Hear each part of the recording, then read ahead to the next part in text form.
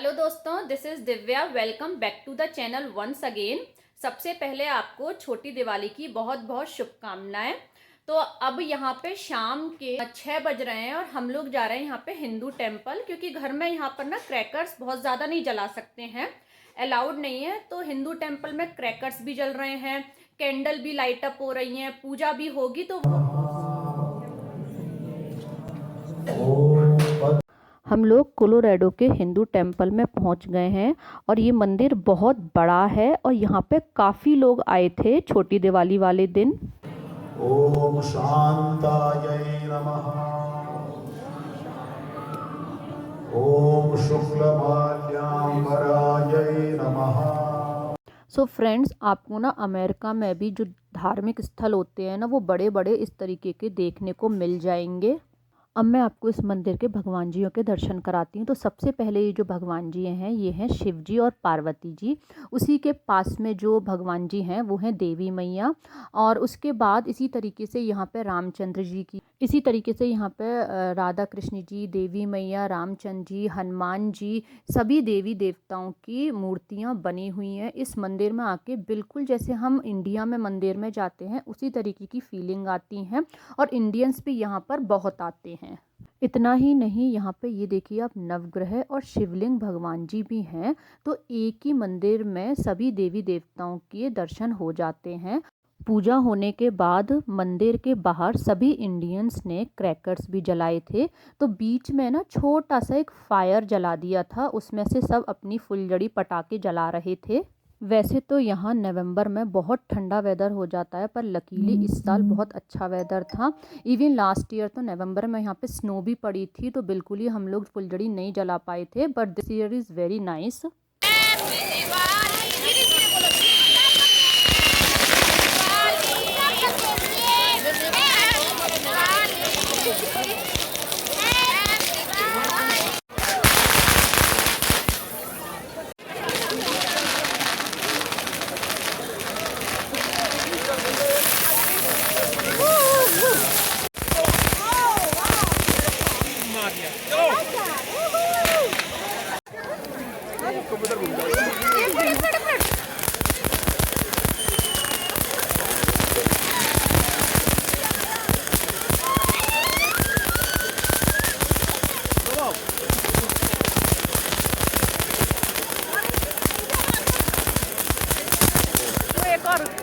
दो दो।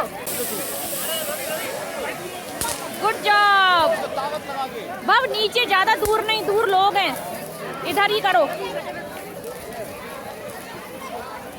Good job. यत्ता इधर देख मेरे को।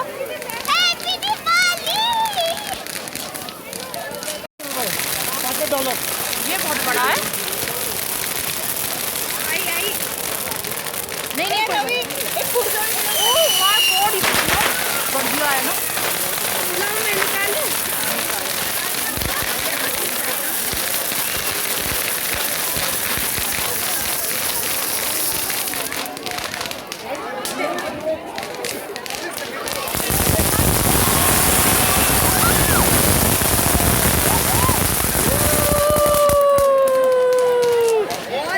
चलिए, हम सब लोग मंदिर से आ गए हैं। अब मैं आपको दिखाती हूँ अपने घर की कुछ और डेकोरेशन। तो ये ना रूम जो है ये यतका और भव का है। इसमें मैंने इन लोगों की टेबल के ऊपर इस तरीके की लैंप परचेज करी हैं और उसके ऊपर लगा दी हैं आर्टिफिशियल दिए।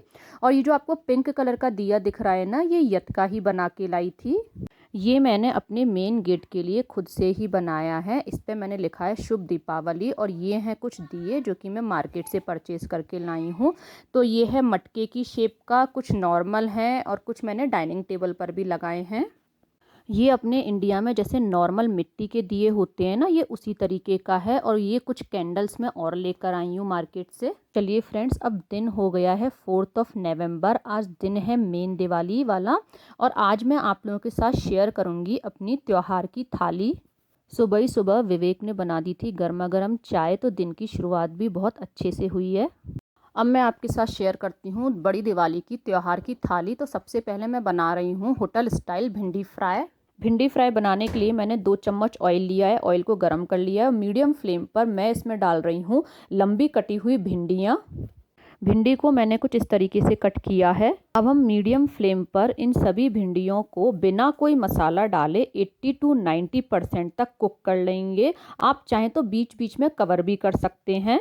भिंडियों को मैंने 80% फ्राई कर लिया है। अब उसी सेम कढ़ाई में मैंने ले लिया है 2 चम्मच ऑयल और ऑयल गर्म हो गया है, उसमें डाल दिया है मैंने अजवाइन।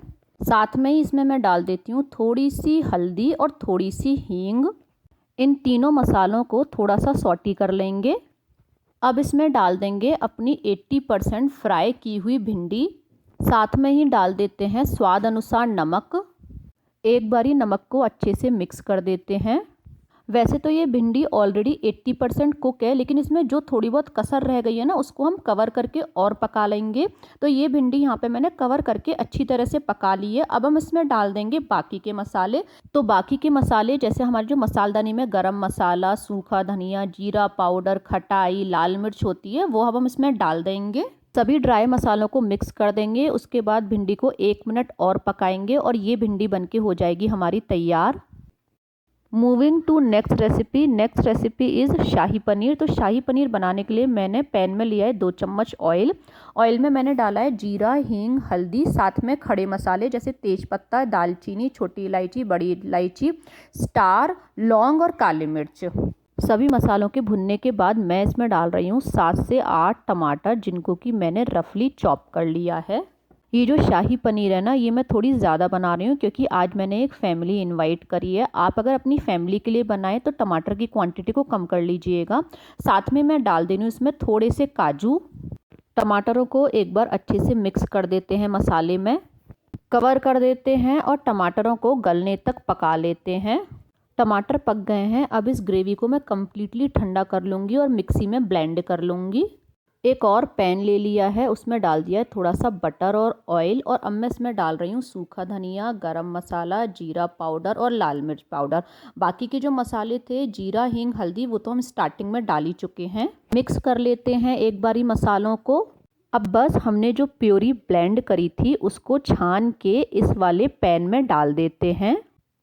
प्योरी को छान लिया है, साथ में थोड़ा सा पानी और डाल दिया है। प्योरी की कंसिस्टेंसी आप अपने हिसाब से थोड़ी थिक या थिन रख सकते हैं।